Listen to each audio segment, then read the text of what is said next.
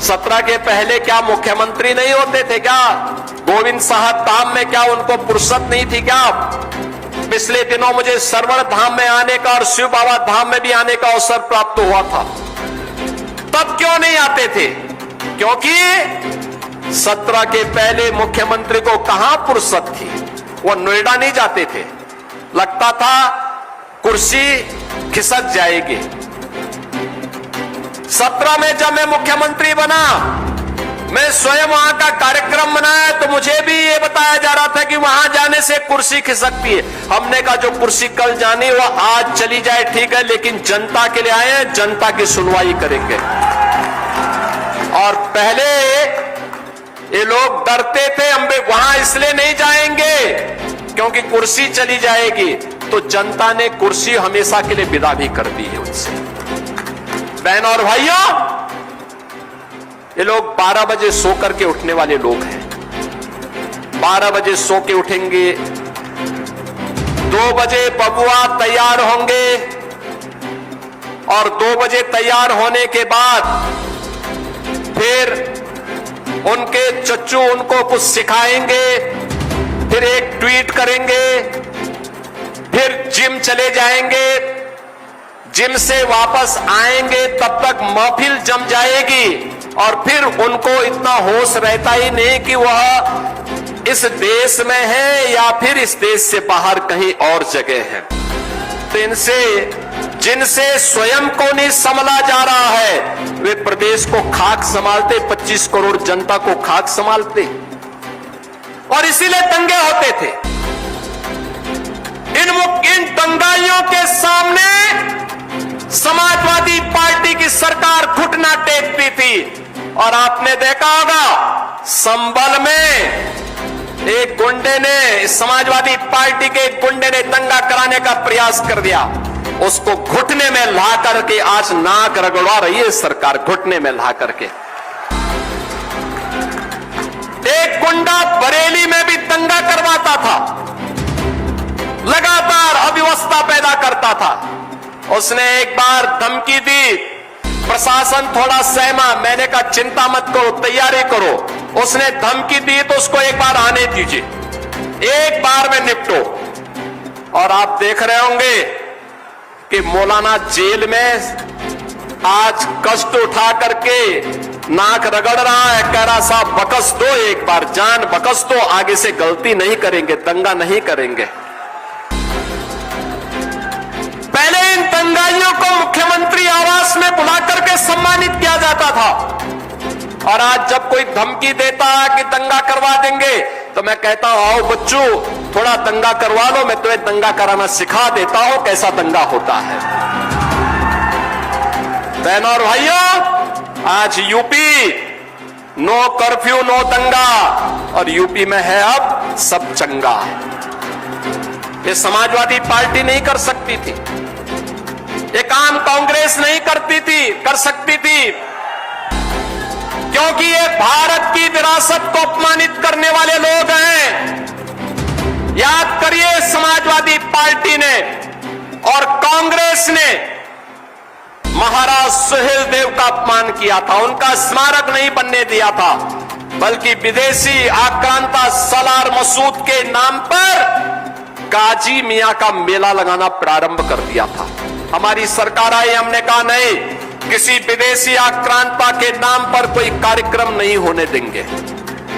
आयोजन होंगे महाराज सुहेलदेव के नाम पर होंगे, आयोजन किसी विदेशी आक्रांता के नाम पर नहीं होंगे। और बहनों और भाइयों, आज उसी बहराइच में मेडिकल कॉलेज का नामकरण महाराज सुहेलदेव के नाम पर भारत को गौरव की अनुभूति करवाती है। उसी स्थान पर महाराज सुहेलदेव ने सालार मसूद गाजी को मारा था 3 लाख की सेना के साथ में। आज महाराज सुहेलदेव के नाम पर आजमगढ़ में विश्वविद्यालय चल रहा है। समाजवादी पार्टी ये नहीं कर पाई। समाजवादी पार्टी को फुर्सत नहीं थी कि वो वीरांगना झलकारी बाई कोरी को सम्मान दे सके,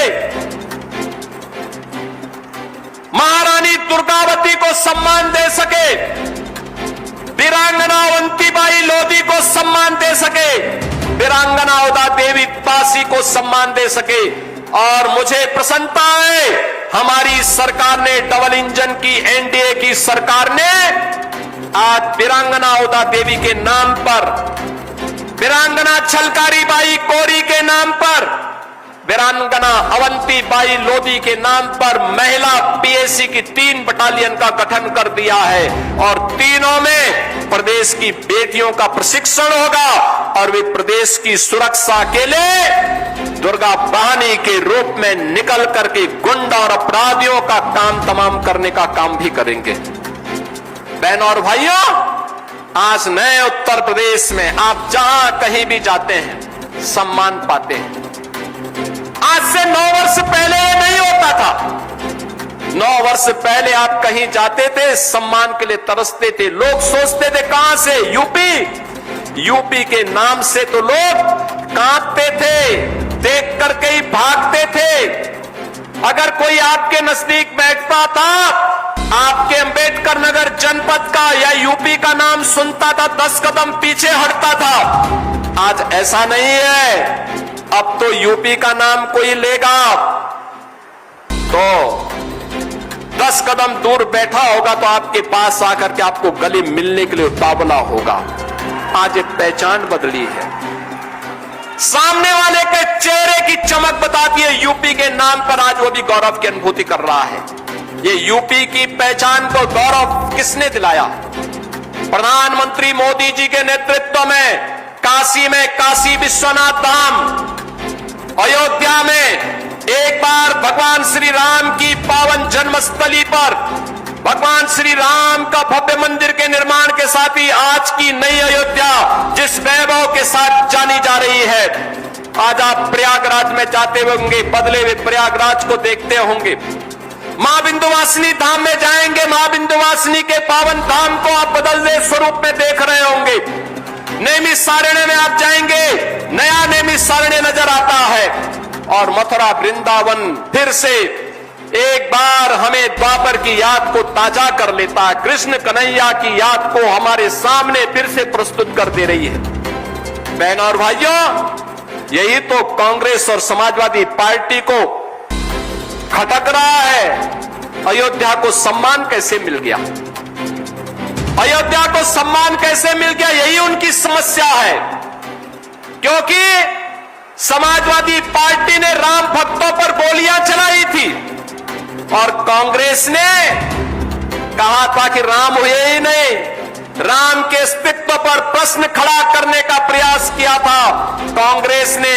लेकिन बहनों और भाइयों, अब कोई राम के अस्तित्व पर प्रश्न नहीं खड़ा कर सकता। भगवान राम का दुनिया का सबसे बड़ा मंदिर आज अयोध्या धाम में बन गया है और लाखों श्रद्धालु अयोध्या धाम में आकर के प्रभु के प्रति अपनी आस्था को व्यक्त कर रहे हैं। बहनों और भाइयों, विकास और विरासत की यात्रा हम सबके गौरव को आगे बढ़ा रही है और गौरव की इसी व्यवस्था को आगे बढ़ाने के लिए आज अंबेडकर नगर जनपद में मुझे आने का अवसर प्राप्त हुआ है। मैं अपने युवाओं से कहूंगा, आप चिंता मत करिए। आपके लिए हमारी सरकार ने तय किया है, आपकी स्किलिंग के लिए, आपके एम्प्लॉयमेंट के लिए, आपकी अच्छी शिक्षा के लिए और आपको हर जगह सम्मान मिले, इसके लिए मॉडर्न टेक्नोलॉजी के साथ यूपी के युवाओं को जोड़ने के लिए प्रतियोगी परीक्षाओं में यूपी का नौजवान अग्रणी भूमिका के साथ आगे बढ़े, इसके लिए अभ्युदय कोचिंग की व्यवस्था हमने बढ़ाई है, इसका विस्तार। और इसके लिए बहुत शीघ्र उत्तर प्रदेश सरकार एक युवा नीति के साथ आने जा रही है। युवा ही नेतृत्व करेगा और युवा ही अपनी शिक्षा के लिए, अपने स्वास्थ्य के लिए, अपनी स्किलिंग के लिए, अपने एम्प्लॉयमेंट के लिए हर जगह काम करेगा।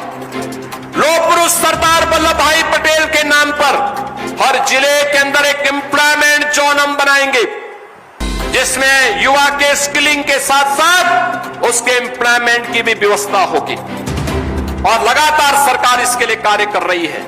पहली बार हुआ है जब निषाद राज गुहा को सम्मान मिला है। श्रृंगवेरपुर में आप जाएंगे, भगवान राम और निषाद राज गुहा की गले मिलते हुए भव्य प्रतिमा आज त्रेता युग का स्मरण हम सबको कराता है। ये हमारी विरासत है और उसी विरासत का स्मरण कराने के लिए आज मुझे राष्ट्रीय हथकरघा दिवस में अंबेडकर नगर आने का अवसर प्राप्त हुआ है।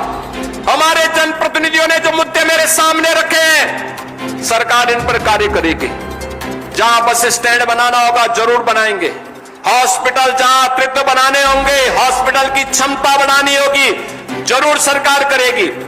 इंफ्रास्ट्रक्चर के लिए, रोड कनेक्टिविटी के लिए, टेक्सटाइल पार्क के लिए जो करना होगा करेंगे।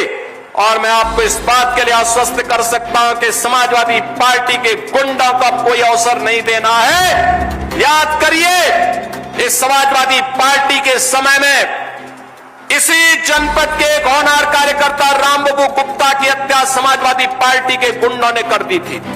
तब भी मैं यहां अंबेडकर नगर में आया था और आज मैं आप सबसे कहने के लिए आया हूं, अब इन गुंडों के साथ सरकार जिस शक्ति से निपट रही है, उसने हर बच्चे के भविष्य को उज्जवल किया है, हर बहन और हर बेटी को सम्मान दिया है, हर व्यापारी को सुरक्षा प्रदान की है, हर अन्नदाता किसान के चेहरे पर खुशहाली लाई है, हर कारीगर और सम्मान के साथ अपनी कारीगरी और अपनी हस्तशिल्प के वैभव को वैश्विक पटल पर ले जा सकता है। और उसी विश्वास के साथ आज मुझे आपके इस जनपद में आने का अवसर प्राप्त हुआ है। मैं 706 करोड़ रुपए की इन परियोजनाओं के लिए जलालपुर, आलापुर और टांडा से जुड़े हुए सभी मतदाताओं को हृदय से बधाई देता हूं। यहां के जलालपुर के हमारे विधायक हैं श्री राकेश पांडे जी, अस्वस्थ हैं, आना चाहते थे, आ नहीं पाए हैं। उनके पुत्र रितेश पांडे जी यहां पर उपस्थित हुए थे, लेकिन बहन और भाइयों, अन्य विधानसभाओं में वहां के विधायकों को विकास में रुचि नहीं है। विकास के लिए मेरे पास या तो रितेश पांडे आते हैं या फिर मेरे पास हमारे कटहरी के विधायक श्री धर्मराज निषाद आते हैं, या यहां के एमएलसी श्री हरिओम पांडे जी आते हैं, या क्षेत्रीय अध्यक्ष श्री अवधेश द्विवेदी जी आते हैं। समाजवादी पार्टी के लोगों का विकास में कोई रुचि नहीं है, उनको सड़क से फुर्सत नहीं। हां, उनका पशु तस्करी का धंधा चौपट हुआ है। विकास के कार्यों में जो लोग सेंध लगाते थे उसको रोका गया है, जमीनों पर कब्जा करते थे इसको रोका गया है, अवैध खनन करते थे इसको रोका गया है, और इनको रोक करके वही पैसा हम विकास के कार्यों में लगा रहे हैं। जो विकास आज अंबेडकर नगर में दिख रहा है, इसको और तीव्र गति से आगे बढ़ाने के